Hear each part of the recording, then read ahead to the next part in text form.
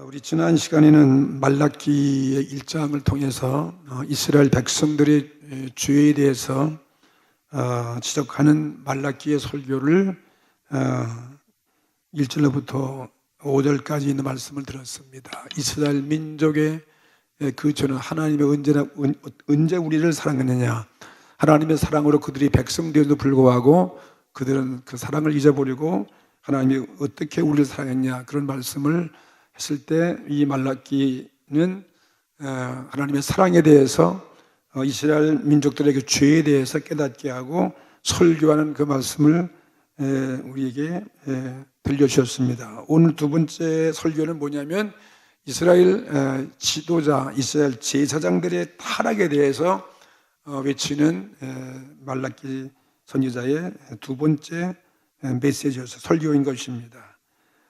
이 제사장들이, 이스라엘의 지도자들이 형식적인 제사, 예배의 행위에 대해서 경고하는 거죠.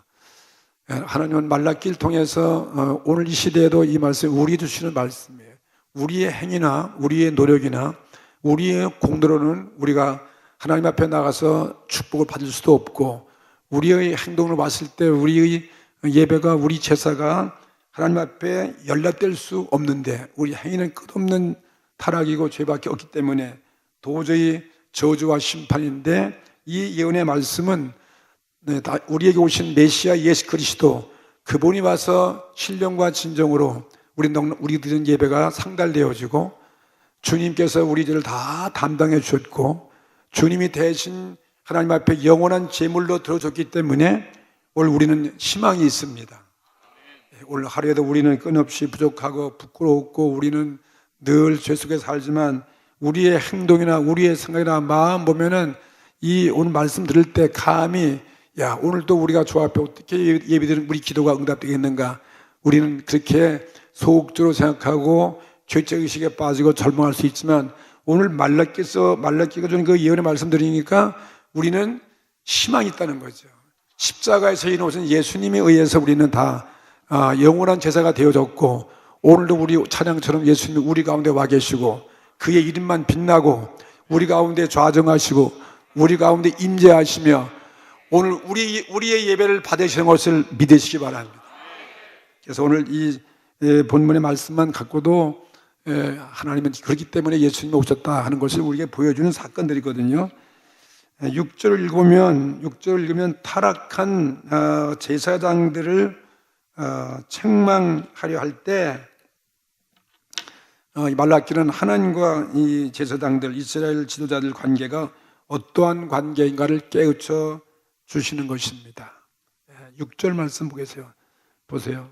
내 이름을 멸시하는 제사장들아 그랬죠. 하나님 이름을 이 제사장들이 멸시할 수는 없잖아요.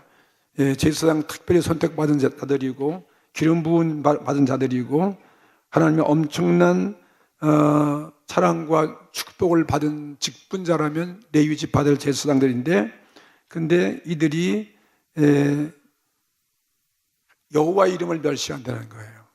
이게 있을 수 있냐 이 말이에요. 그들이 행위로서는 정말 아무리 제사를 드린다 할지라도 부족하고 인간은 약하고 흠이 있기 때문에 거룩하신 하나님을 정말 잘 하나님 앞에 상달되어지는 그런 예배가 될 수 없다는 거죠. 그들은 늘 삶 속에서 늘 그들은 허물과 죄 때문에 하나님 기뻐하시는 그런 제물이나 그 직분을 잘 감당하지 못하고 늘 멸시하는 제사장들이 되었다는 것입니다. 그럼 그 시대 그렇다면 오늘 우리 이 시대는 뭐 더 나을 게 있겠습니까? 그때나 저는 우리 인간은 연약한 존재이니까 오늘 우리도 주님 앞에 이런 제사장의 직분처럼 거룩한 주님의 자녀가 됐지만, 정말 우리는 세상의 빛과 소금대로 살아갈 수 없잖아요. 그래서 우리는 우리 예배가 연락될 수 없고 늘 하나님을 사랑한다면서도 하나님을 멸시하고 하나님을 대적하는 그런 삶이었지만은, 그러나 우리에게 희망이 있는 것은 말이죠. 이 말라기에 오시는 것은 마지막엔 예수 그리스도가 오신다는 거예요. 예수님께서 오셔서 우리 이견학을 담당해 주시고 우리에게 성령을 부어주시고 늘 말씀을 함께 깨우치게 하시고 또 성령의 능력으로 죄를 우리가 회개할 수 있게 결국은 우리는 영원한 천국에 갈 수 있고 구원에 참여할 수 있는 그런 신령과 진정의 예배를 드리는 시대에 우리는 살고 있다. 은혜의 시대에 우리는 산다는 것을 보면서 희망을 갖게 되기를 바라는 것입니다. 하나님과 이스라엘 관계가 어떤 관계를 깨우치고 있어요. 하나님을 멸시하는, 내 이름을 멸시하는 제사장들아 다 만군의 여호와가 너에게 이르기를 아들은 그 아비를 종은 그 주인을 공경하나니 내가 아비일진데 나를 공경함이 어디 있느냐 내가 주인일진데 나를 두려워함이 어디 있느냐 하나 너희는 이르기를 우리가 어떻게 주의 이름을 멸시하였나이까. 이들은 진짜 주의 이름을 멸시한 것 같지 않다는 거예요. 자기들이 하려고 했는데 하나님 보실 때에는 그렇지 않다 이것입니다. 우리가 육신의 부모도 자녀가 부모를 공경하기가 그렇게 쉬운 게 아니고, 그렇죠? 또 종과 주인의 관계도 종들이 정말 주인의 마음에 그렇게 합당하게 종의 직분을 감당하며 산다는 것이 그렇게 쉬운 것이 아니죠. 아버지와 아들의 관계, 주인과 종의 관계로 하나님과 우리들 사이, 하나님과 그 당시의 제사장들의 관계를 이렇게 설명하고 있습니다. 이스라엘은 아들로서의 위치를 그들은 못 지킨다는 거예요.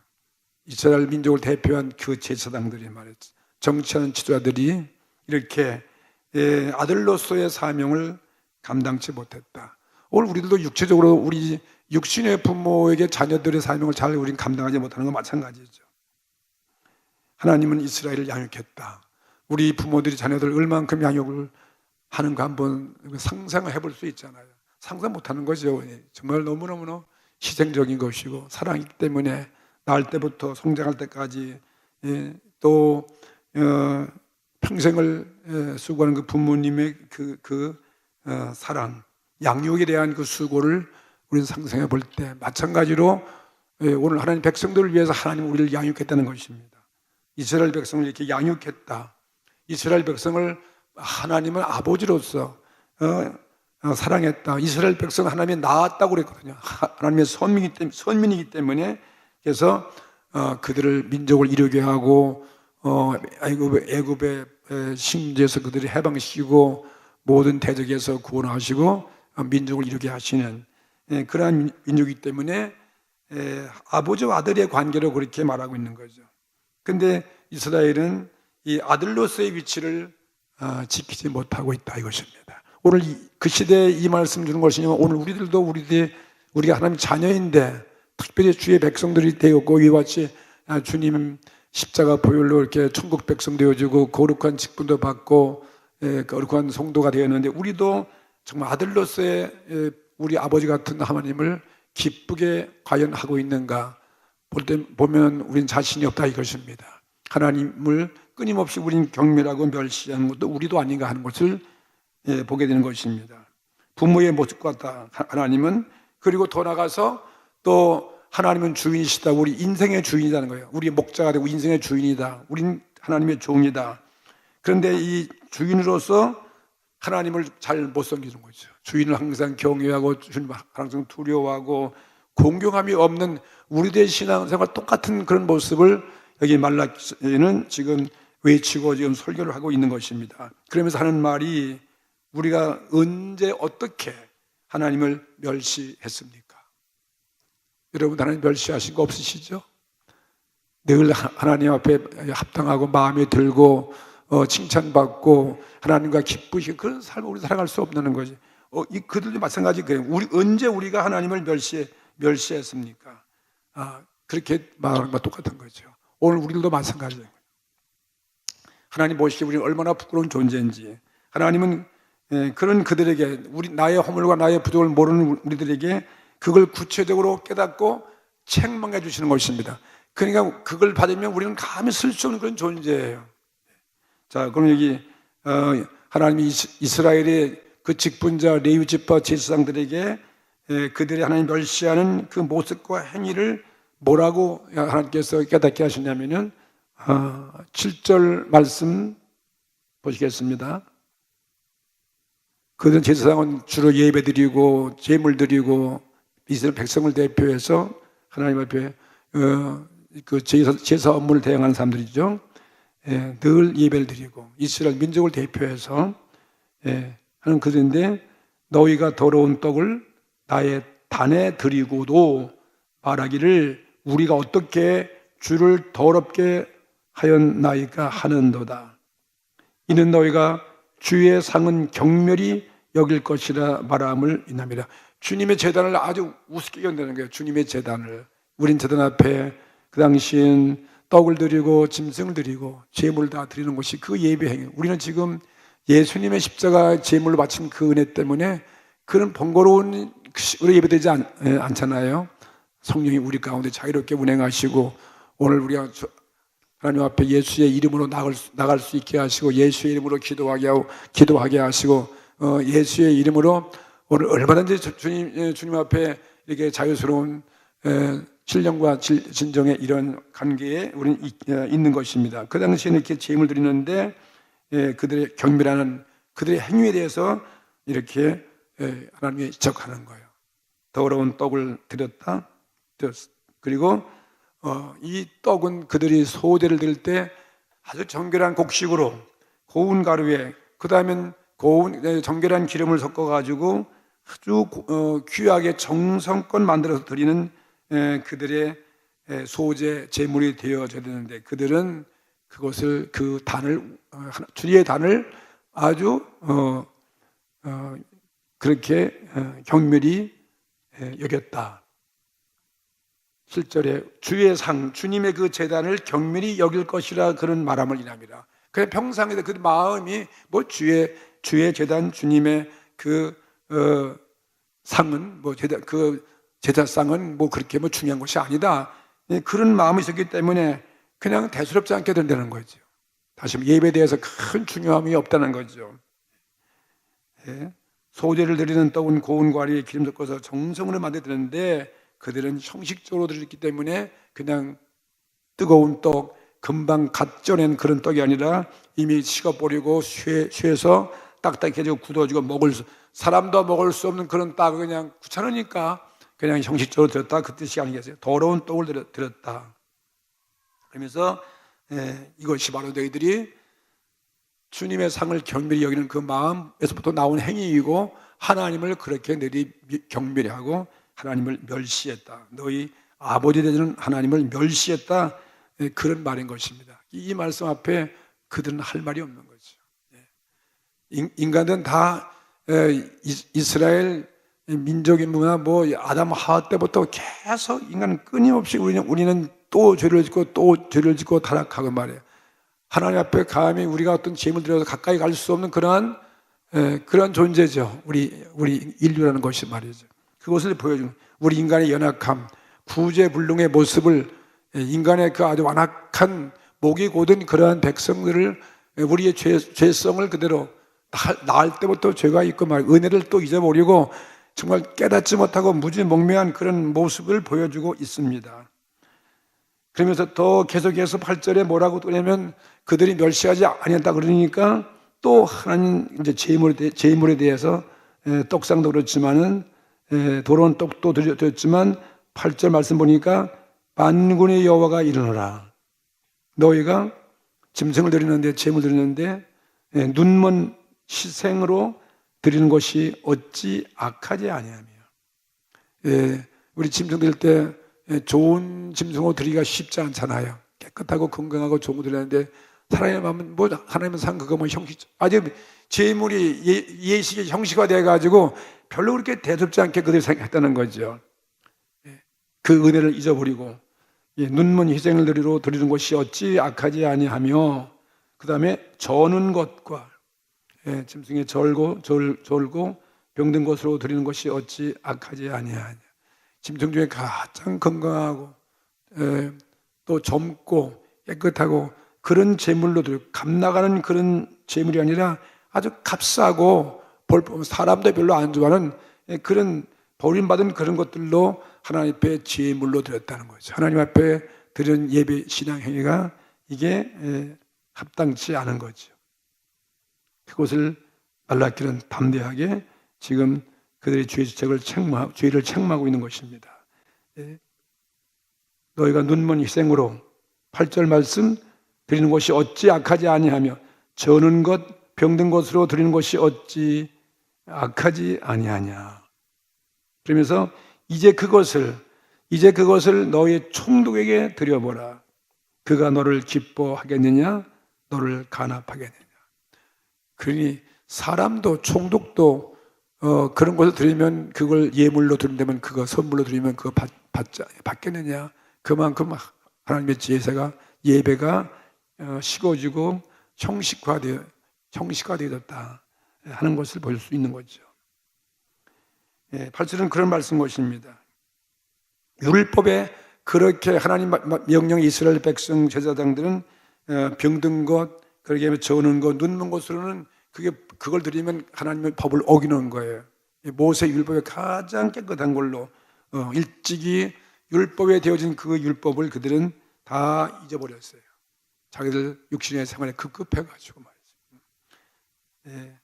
그거 다 아는 하나님의 말씀인데 불구하고 그들이 하나님을 경멸히 하는 그 마음 때문에 이 예배를 이렇게 잘못 드리는 제물 잘못 드리는 가장 그들이 악을 행했다. 악한 그 말의 행동이다 하는 것입니다. 하나님 앞에 우리 예배가 얼마나 중요한가 하는 것을 오늘 보여주고 있습니다. 오늘 우리 예배가 어떤 예배를 드려야 되는가 하는 것을 보여주는 거지.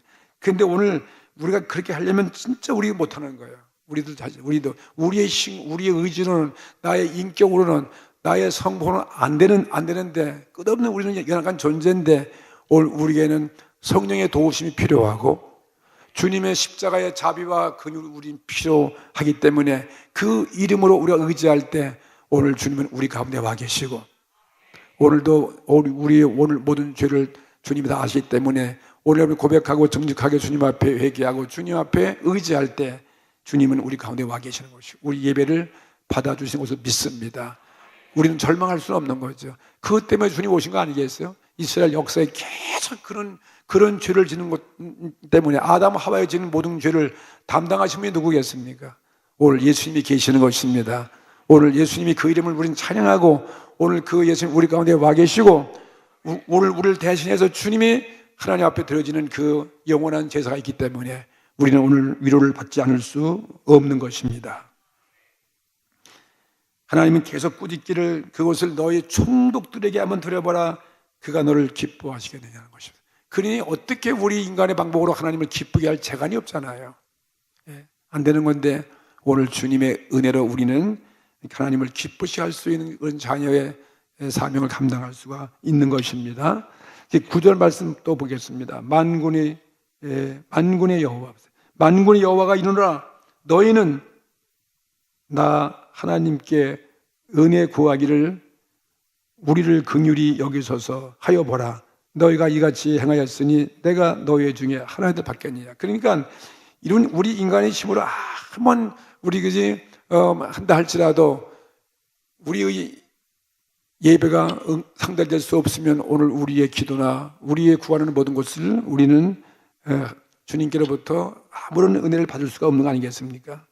예배가 받아지지 않는데 무엇이 응답되겠습니까? 그러니까 낙심할 수밖에 없어요. 오늘 그런 말씀하고 있는 것입니다. 아무리 너희들이 은혜를 구하기를 구하고 우리를 긍휼히 여기서 하여 봐라. 너희가 이같이 행하였으니 내가 너희 중에 하나님을 받겠냐. 우리의 모습으로는 아무것도 주의 은혜 받을 어떤 자격이 없다. 하나님께도 우리 가운데 응답이 될 수 없다. 이런 절망적인 그러한 그들의 모습을 볼 수 있어요. 11절, 10절 보겠습니다. 만군의 여호와 이르노라. 너희가 내 단위에 헛되이 불사르지 못하게 하기 위하여 너희 중에 성전 문을 닫을 자가 있었으면 좋겠도다. 내가 너희를 기뻐하지 아니하여 너희의 손으로도 드리는 것을 받지도 아니하리라. 정말 구약시대는 진짜 제물, 우리 행동, 우리의 예식으로는요 하나님 앞에 드려지는 그런 예배를 할 수가 없어요. 오죽해 이스라엘 백성들을 향해서 하나님은 그런 받지도 않는 너희들의 인간의 너희들의 노력으로는 도저히 하나님을 기쁘시게 할 수 있는 그런 제물이 들어질래야 들어질 수 없기 때문에 차라리 그런 너희들의 노력은 다 필요 없고 성전문을 닫으면 좋겠다 이것입니다. 성전문 닫으면 어떻게 되겠습니까? 이스라엘 민족의 성전이 오직 희망인데 아니 그건 절망 아니겠습니까? 이 헛되이 드리는 헛되이 그런 예배 드리지 말라. 그런 제단은 쌓여 소용없다. 아무 성과가 없을 뿐더러 그건 전적으로 들은 의미가 없는 것들이라는 거죠. 인간의 노력은 정말 그럴 수밖에 없다는 거죠. 그런 절망적인 그런 이스라엘의 인간의 연약한 모습을 보여주고 있는 말씀이에요. 그런데 이 예언이 그리스도에 의해서 우리에게 성취된 것입니다. 우리 예수님이 이 땅에 오심으로 말미암아 이렇게 할 수 없는 그런 인간의 노력으로는 안 되는데 우리 예수님 때문에 가까이 갈 수 있고 예수님 때문에 아버지라 부를 수 있고 하나님의 은혜를 받아올 수 있는 것이고 예수님 때문에 우리의 기도가 응답되어진다 이것을 말하고 있는 것입니다. 이거는 11절에 그 해답에 나와 있어요. 11절에 바로 그 예수님에 대한 말씀 나오고 있습니다. 만군의 여호와가 이르노라 해 뜨는 곳에서부터 해 지는 데까지의 이방 민족 중에서 내 이름이 크게 될 것이라. 이거 마지막 때 예수님이 이 땅에 오실 때 그 모습을 예언하는 거예요. 그 말라기를 통해서 인간은 정말 도저히 하나님이 누군지도 알 수가 없고 하나님께 아버지라는 사실도 모르고 예배도 드릴 수 없는 그런데 이렇게 해 뜨는 곳에서부터 해 지는 곳까지 이방 민족 중에서 내 이름이 크게 될 것이라. 각처에서 내 이름을 위하여 분향하며 그 다음에 깨끗한 제물을 드리니 이는 내 이름이 이방 민족 중에서 크게 될 것이다 하는 것입니다. 내 이름이 크게 될 것이다. 이건 누굴 말하는 것입니까? 이것이 예수 그리스도인 것입니다. 교회 시대를 예언하고 있는 그러한 계시의 말씀, 예언의 말씀인 것입니다. 이제 신약 시대가 다가오면, 이제 구약의 문이 닫아지고 신약 시대가 다가오면 해 뜨는 곳에서부터 해 지는 곳까지 모든 세계 각처에서 신령과 진리로 하나님께 예배드릴 때가 올 것이라는 거죠. 정말 예수님에 의해서 이것이 이루어진다. 이 은혜가 얼마나 놀라운 은혜겠습니까? 오늘 또 우리는 이 예배가 얼마나 우리 은혜가 감사한지 모르는 거예요. 그렇죠? 오늘 주님 앞에 이렇게 자유롭게 나와서 여러분이 예배드리고 기도하고 찬양 부르고 우리 가운데 주님은 기쁘게 임재하신다 이것입니다. 바로 이 예언의 말씀이, 말라기의 예언의 말씀이 바로 그리스도에 의해서 오늘날 우리 성취됐다는 사실을 우리는 믿습니다. 말라기는 이렇게 거듭 이방 민족에서 너희들 이스라엘 민족으로 할 수 없는 그 일을 예수 그리스도가 와서 하나님께 상달을 내주는 그런 제사의 예물을 드려 주실 것이다. 그래서 우리는 주 앞에 담대히 나와서 주님의 이름을 부르고 기도하고 주님과 교제하고 예배하고 성령을 받고 위대한 하나님의 은혜와 축복을 누릴 것이다 하는 것을 보여주는 것입니다. 이방 민족 중에서 내 이름을 부를 것이고 또 각처에서 깨끗한 제물을 드릴 것이다. 깨끗한 제물은 무엇이겠어요? 예수 그리스도가 깨끗한 제물이죠. 어린 양 대신 예수 그리스도 아니에요. 그죠? 짐승으로 아무리 해도 안 되는 것을 정말 깨끗한 예물은 예수님의 어린 양 대신 그 예수님은 정말 깨끗한 예물로 드려지는 것이 올 것이다. 희망을 주는 거죠. 책망 속에는 희망이 있고 심판 중에는 우리들의 구원이 있다는 사실을 보여주고 있는 것입니다. 네? 오늘 예수님에 의해서 우리 깨끗한 제물로 드려지는 거야. 내가 정말 더럽고 추하고 부족하지만 주님이 깨끗한 주님이 나를 위해서 십자가에 달리셨어요. 우리의 죄를 다 담당하셨어요. 그러니까 우리는 다 행위로는 못하잖아요. 또 우리가 성령을 보여주셔가지고 내가 할 수 없는 일을 하게 하시는 것은 바로 성령께서 하시기 때문에 우리는 그렇게 절망할 필요 없다 이것입니다. 이 예언은 우리에게 희망을 주는 말씀이죠.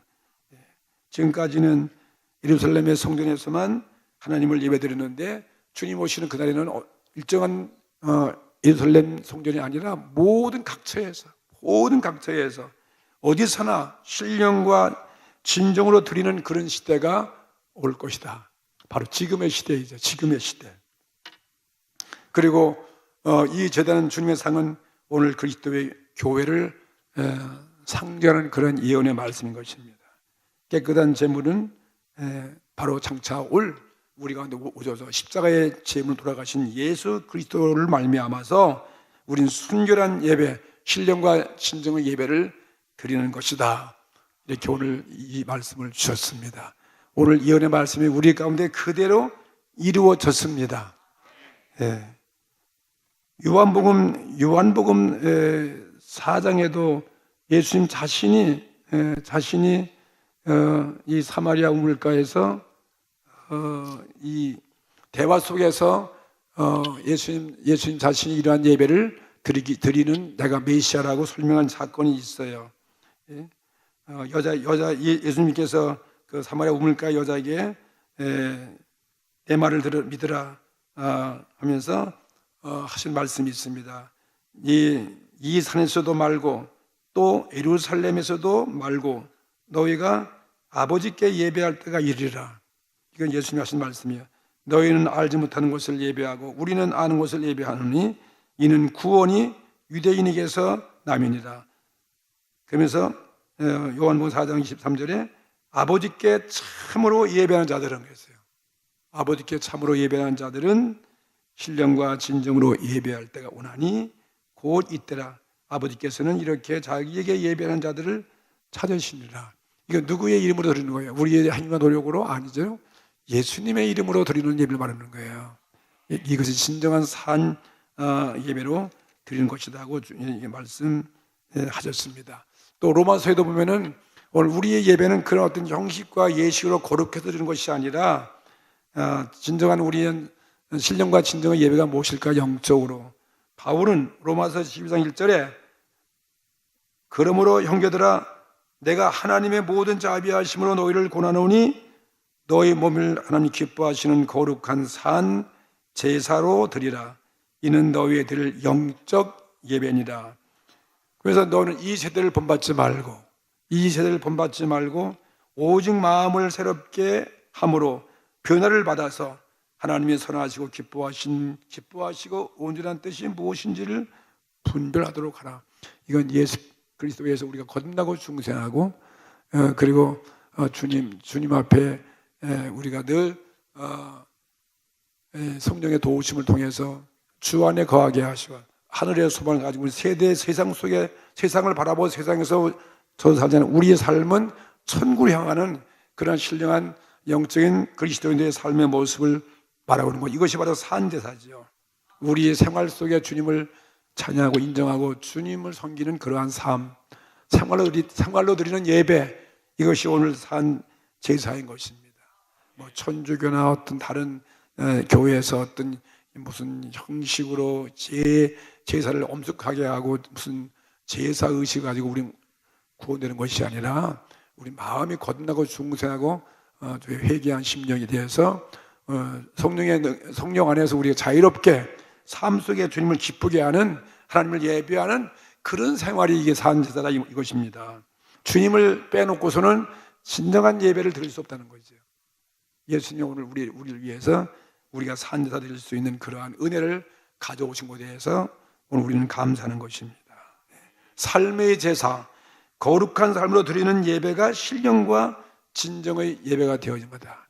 네, 우리 마음 중심 속에 생각 속에 우리는 천국의 소망을 가지고 구원받은 확신과 믿음을 가지고 죄는 회개하게 되고 그 약속을 믿으며 구원을 믿고 나가는 이런 우리의 삶이 진정한 신령한 삶의 제사다 하는 것을 믿습니다.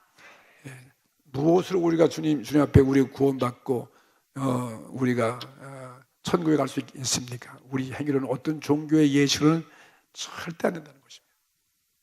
어떤 종교도 오직 우리 구원은 예수의 이름, 오직 한 분 예수 그리스도, 예수 이름 외에는 구원받을 길이 없는 거 아니겠습니까?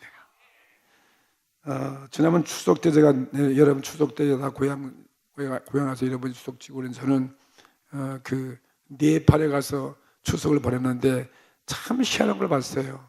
거기는 아직도 힌두교가 혹은 불교, 힌두교들이 많이 있어요. 물론 기독교는 별로 없는데 정말 진짜 가난한 사람들이에요. 참 가난한 사람들이에요.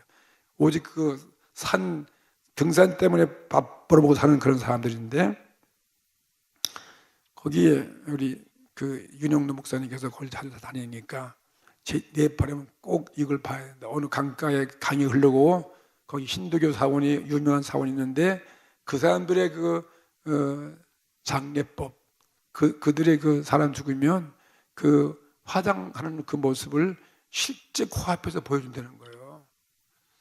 근데 그 어떻게 살아? 우리는 화장터 가서 그냥 눈을 안 보니까 그것도 슬퍼 죽겠는데, 아니 어떻게 그 냄새하며 그거 성당이 막 타고 그걸 어떻게 끔찍해서 말이에요. 가지 말라고 그러는데 그건 꼭 봐야 되는, 그게 제일 남은 거라고 말이죠. 다른 거 볼 거 없으니까. 근데 힌두교 사원인데 거기는 갔어요. 진짜 하늘로 불태우는 연기가 저 멀리서 하늘로 올라가고 또 강가에 나가는 거죠. 그들이 그 강을 갖다 거룩한 강이라고 그래. 강이 무슨 거룩, 그 강물에 죽은 사람의 이틀을 씻어가지고 그들은 좋은 극락에 간다, 그 뜻인 것 같아요. 거기 예수님이 없죠. 예수 그리스도가 아니잖아요. 그래서 뭐 주문을 외우고 뭐 각가지 예식을 하면서 이제 아까 가까이 가보니까 아주 뭐 냄새가 진동하고, 그리고 강물이나 또 뭐 굉장히 아름답고 그냥 맑고 깊고 그런 강이라 했더니 그냥 뭐 졸졸 흐르는 꾸정물이에요. 그냥 사에서 내려오는 그런 물 속에다가 이제 물인데, 그 물가에다가 시체를 딱 놓고 그리고서 옷을 다 벗겨서 그 물, 우리가 세례받는 것과 똑같은 것 같아요. 그거기다 물을 뿌리고 그걸 닦고요. 닦고 거기 제사 장례하는 그 사람들이 막 이걸 닦아가지고 이제 그런 다음에 그 장작불에 옆에 장작불을 이렇게 태우는 단을 쌓았더라고요. 근데 그건 참아 볼 수가 없잖아요. 근데 그 사람 그럼 이렇게 해가지고 이렇게 이만한 사람들 어떻게 다 장들 치느냐니까, 가난한 사람은 가면 못 오고, 이거는 아주 그냥 신앙이 아주 그냥 독신자 중에 독신자고 돈이 있는 사람들이 거기 오고, 좀 못한 사람은 그냥 저 밑에서 또 그냥 적당히 이렇게 하는 것도 있고, 아야 또 그런 곳에 못 오는 사람도 많다는 거예요. 그렇게 해서 여러분이 구원되겠습니까? 그들의 죄가 그걸로 그게 해결되겠어요? 그래서 한 돈 많은 사람이 하는 그것을 보여줬는데, 그 물로 씻을 때 돈 많은 사람이니까 뭐 다이아 반지도 있고 금 반지도 있을 것이고 또 무슨 목걸이도 있을 것이고, 그 다음에 또 돈 많은 사람은 옷은 뭐 입냐면은 뭐 이런 모든 옷이 내 의도 전부 다 명품이에요. 명품. 그래도 돈 많은 사람이니까 좋은 옷을 입었을 거 아니에요. 평균보다 훨씬 나은 사람들이니까, 계급이 높은 사람들이니까요. 그러니까 그걸 물에다 던져요. 훅 던져버리면 그게 아마 죄사함하는 행동인가 봐요. 그걸 다음에 던지고 자선을 베푸는가 봐요. 그럼 밑에 있는 사람들이 그걸 얻으려고 쭉 서 있더라고요. 어떤 건 뭐 반스도 내려오고 말이야, 다 내려와.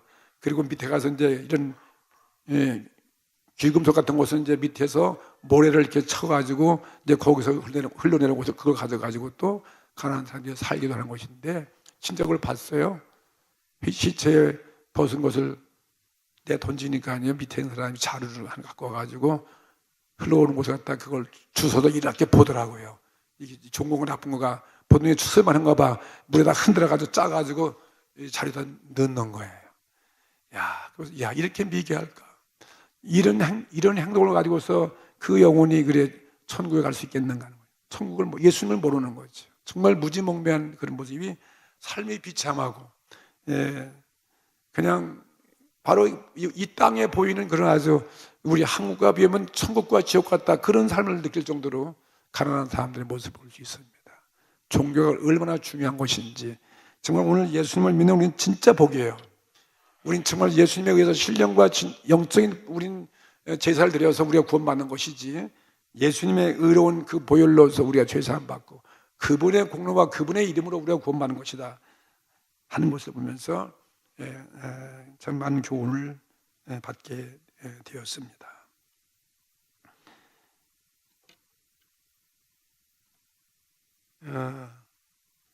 6절까지 읽었지만 우리 계속해서 우리 여기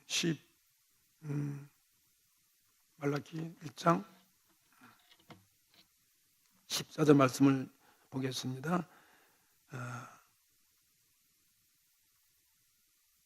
때 가운데 숫것이 있거늘 그 소원하는 일에 흠이 있는 것으로 보세요. 사기하여 내게 드리는 자는 뭐하리라?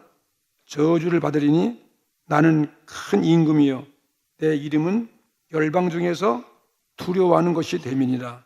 만군의 여호와의 말이니라. 오늘 하나님의 이름이 이렇게 예수 그리스도를 통해서 만방에 알려지는 그러한 시대가 올 것이라는 것입니다. 그들이 제사가 그렇게 하나님을 경배하는 그런 제사를 드기 때문에 하나님 그들의 제사를 받지 않는다 이것입니다. 멸시하는 그런 악한 그들은 죄를 짓는 것이다. 형식과 의식으로는 우리는 우리의 이 죄를 용서받을 수 없다 하는 것을 보여주는 거죠. 13절도 그런 말씀이에요. 만군의 여호와가 이르노라 너희가 또 말하기를 이 일이 얼마나 번패스러운고 하며 또 코웃음을 하고 또 토색한 물건과 저는 것과 병든 것을 가져왔으니라. 너희가 이같이 헌물을 가져오니 내가 그것을 너희의 손에서 받겠느냐 여호와의 아니다. 그들의 예배가 행위와 의식과 제물로서는 상달될 수 없다. 그것을 보여주는 것입니다. 그러면서 14절은 큰 임금 되시는 우리 하나님 이름이다만 하나님 자신이 큰 임금인데 그 하나님 이름을 열방 중에서 정말 두려워하는 그런 이름인데 너희들이 그렇게 경멸스러운 그런 제사를 드리니 결국은 너희들이 복은 고사하고 말이에요. 복은 고사하고 저주를 받게 될 것이다 하는 것입니다. 우리는 그런 인간이었는데 그런데 우리는 예수님에 의해서 다 이렇게 우리가 구원에 참여하고 천국 백성 되어주고 그 이름이 우리 가운데 높임받고 오늘 우리가 이렇게 자유스러운 신령과 진정의 삶의 예배를 드리는 것에 대해서 우리는 감사하지 않을 수가 없는 거죠. 그래서 계속 이 말라기 2장 1절부터 9절까지 계속 그 제사장들의 예배에 대해서 지금 하나님 책망하는 거예요. 계속적으로 제사장들의 타락에 대한 결국은 심판의 예고가 이제 나오는 것입니다.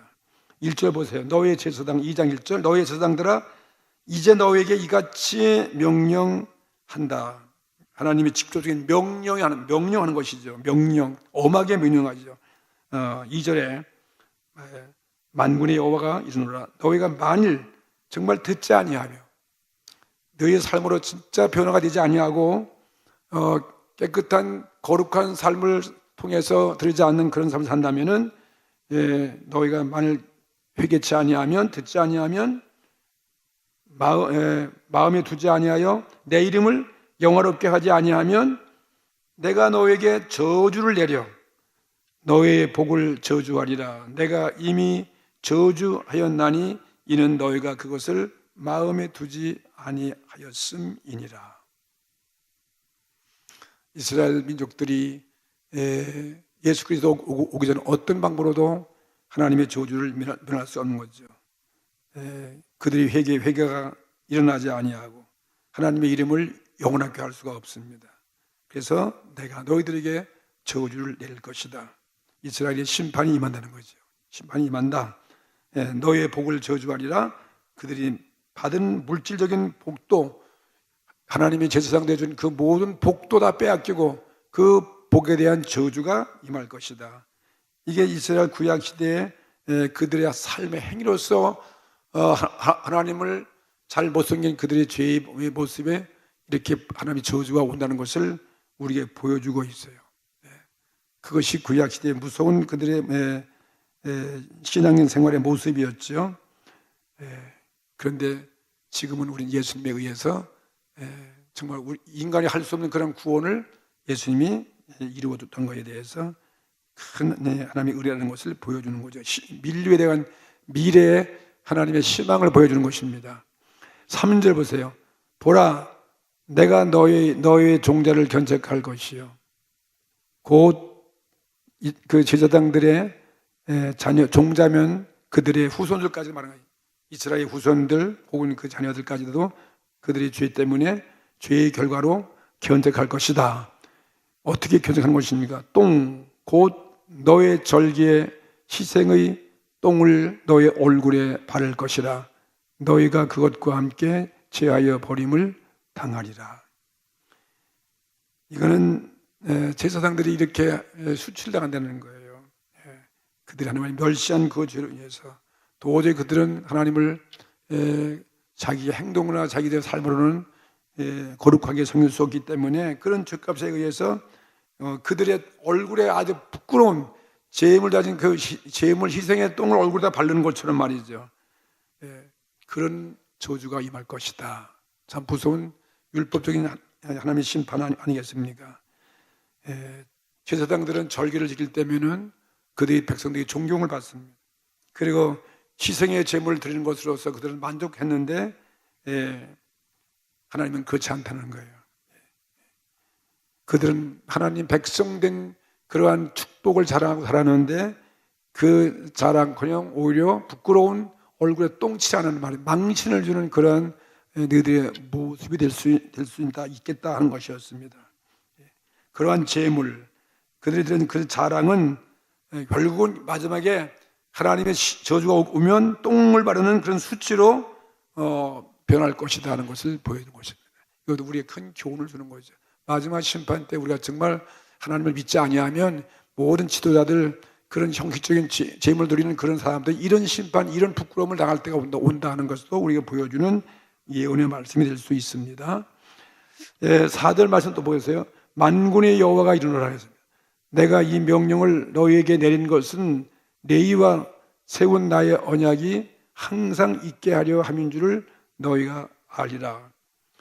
제사장들을 저주한 오늘 하나님께서는 그러나 이 저주는 사실은 이러한 저주에 대한 예언을 했지만 언약의 자녀들, 이 저주는 사실은 하나님 백성들을 영원히 멸할 것이 아니라 오히려 하나님은 사실 그래서 회개하고 그들이 깨우쳐서 이스라엘 민족을 구원하기 위한 그런 하나의 무서운 그런 경고의 그 메시지를 줬다는 것입니다. 왜냐하면 하나님은 그 백성을 심판하는 것이 목적이 아니라 그 백성들을 구원하기를 원하시는 하나님이라는 것을 보여주는 예언의 말씀이죠. 5절 말씀도 보세요. 너희와 세운 나의 언약 보세요.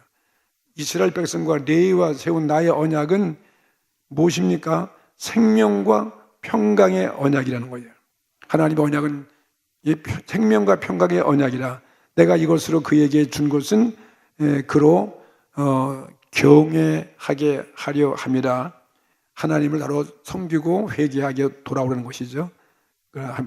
그가 나를 경외하고 내 이름을 두려워하였으며 그 입에는 진리의 법이 있었고 그 입술에는 불의함이 없었으며 그가 화평과 정직한 중에서 나와 동행을 하여 많은 사람을 돌이켜 죄악에서 떠나게 하였느니라. 이것은 제사장들이 할 의무라는 거예요. 하나님 직분자들이 말이죠.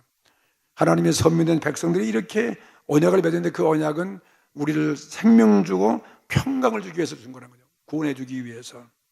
그래서 과거에 너희들 제사장들이 이 율법에다 충실하고 생활도 경건하게 했던 것처럼 그들은 백성들을 옳게 인도하는데 너희들 지금 타락한 너희 제사장들은 그런 선배들의 그런 예언자들에 대한 그 모습을 너희들은 따라가지 않는다 이것입니다. 과거의 제사장들은 평안과 기쁨으로 이렇게 하나님을 기쁘게 하고 백성들을 죄악에서 돌이켜서 그들을 바른 길로 인도했는데 이 말라기 시대에는 너희들 지금 제사장은 그렇지 않다는 것입니다.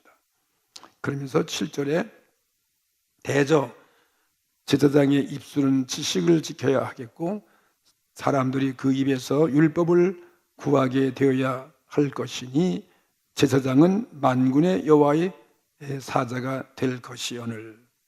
참으로 우리의 이 거룩한 직분은 영광스럽고 축복이고 백성들이 존경하는 것이지만 이렇게 우리가 하나님을 멸시하고 제사를 잘못 드려지고 하나님 받지 아니하게 되면은 그 제사장들은 큰 하나님의 버림받은 부끄러움 마지막 아주 부끄러움을 똥치를 하고 말이죠.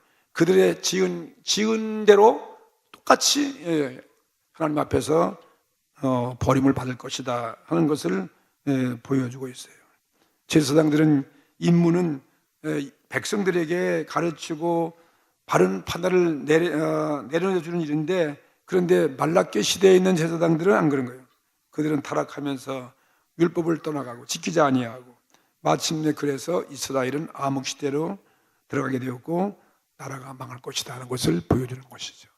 그 시대에 이렇게 인간의 노력으로는 회개도 될 수 없고 멸망할 수밖에 없는데, 결국은 여기 말라기 예언은 이렇게 이스라엘 백성으로 인류가 구원받지 못하고 너희들의 힘으로 하나님을 기쁘게 못하는 그 삶이 그리스도 메시아가 와서 이제 그런 시대가 와서 이제 우리가 정말 하나님 받으시는 우리 제사를 들어준 그 예수님에 의해서 너희들은 구원의 길이 있다 하는 것을 보여주는 것입니다. 우리는 구원의 길이 있다. 8절 말씀 보겠어요? 너희는 정도에서 떠나 많은 사람으로 율법에 거치게 하는도다. 나 만군의 여호와 이르노니 너희가 레위의 언약을 파였느니라. 레위 백성들 제사장들이 하여야 할 그 사명을 다 포기했다는 거예요. 사명을 감당하지 못하면 그런 결과가 당한다. 그러니 이 사명은 참 우리 얼마나 중요한 것인가. 정말 화평을 주고 평강을 주고 좋은 우리 주신 하나님의 언약인데 그걸 감당하지 못하면 결국은 부끄러움 당하고 버림받을 것이다 하는 것을 보여주는 말씀이죠. 9절 말씀 보겠습니다. 9절 요 한 절 보고 마칩니다. 너희가 내 도를 지키지 아니하고 율법을 행할 때에 사람에게 편벽되이 했다는 거예요. 편벽되이 하였으므로 나도 노외로 모든 백성 앞에 멸시와 천대를 당하게 하였느니라 하시니라. 옛날 구약 시대에 있던 하나님의 심판의 모습인데 오늘 이 시대에도 우리에게 중요한 메시지죠. 이렇게 제사장들의 사명을 떠나서 타락했어요. 걸어가야 할 그 길을 다 떠나갔어요. 그래서 제사장들 레위 언약, 생명과 평강의 언약을 다 파괴하고 제사장들은 주어진 언약을 다 그들이 부패케 했고 그들은 파괴해 버렸어요. 그래서 여호와의 심판을 면할 수 없다. 이스라엘 결국은 망한다. 배망한다는 것입니다. 그리고 9절에 제사장들이 그들은 심판받는 그런 존재가 됐다 하는 것이었습니다. 근데 그들의 심판받는 그 두 가지 죄가 무엇이냐면은 그들의 하나님의 정도를 걷지 않았다. 하나님의 주신 말씀대로 그들은 걷지 않았다. 그 다음에는 율법에 집행할 때 그걸 공정하지 못하고 사람에 따라서 편복되이 자기들 이익권 따라서 했다는 거죠. 다 불법을 했다는 거죠. 그래서 너희들 제사장들이 그렇게 존경받고 칭찬받고 그 엄청난 복을 받았는데 너희들이 사람들 앞에서 결국은 너희 한 버릇대로 멸시와 천대를 받게 하셨다는 것입니다. 그리고 멸시와 천대를 당하는 그 정도는 너희들이 과거에 한 죄악만큼 받게 할 것이다. 얼마나 무서운 구약시대의 모습이었습니까?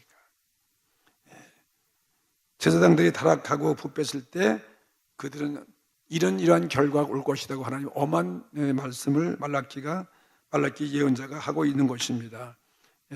그런 멸시하는 그런 예배를 행동으로 드리는 그런 제사 양식으로 했을 때 그들은 10절에 어떤 말씀이 있습니까?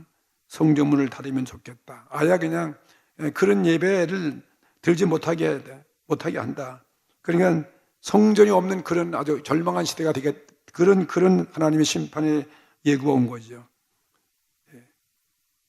하나님은 그들의 예배, 즉 제사를 드리지 않는 것이 더 낫겠다. 그런 책망을 받는 것이고, 두 번째 그들이 하나님 멸시하고 경배함으로 두 번째 여기 경고의 말씀은 13절 말씀 보니까 그들의 재물을 받지 않는다. 너희들의 그런 재물, 그건 내가 받지 않겠다는 그 뜻이에요.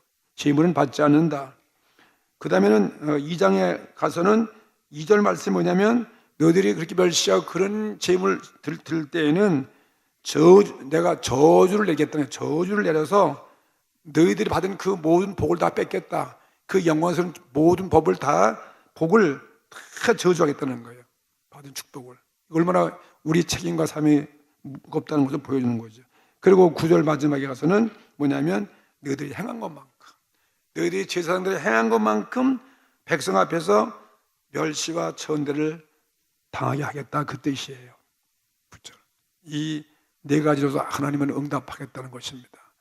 예? 이것은 오늘 이 시대에도, 물론 예수님 오셔서 은혜의 시대에 우리가 하나님 받으시는 예배, 우리의 구원의 문이 다 열려 있지만 마지막에 이 모습의 심판은 언젠간 주님이 이 땅에 오실 때, 그때 우리 이 은혜 시대에도 이런 모든 축복을 받았는데 제대로 우리가 신앙생활 하지 못하면 우리에게도 동일한 이런 심판이 오지 않겠는가 하는 것을 보여주는 경고의 메시지가 될 수 있어요.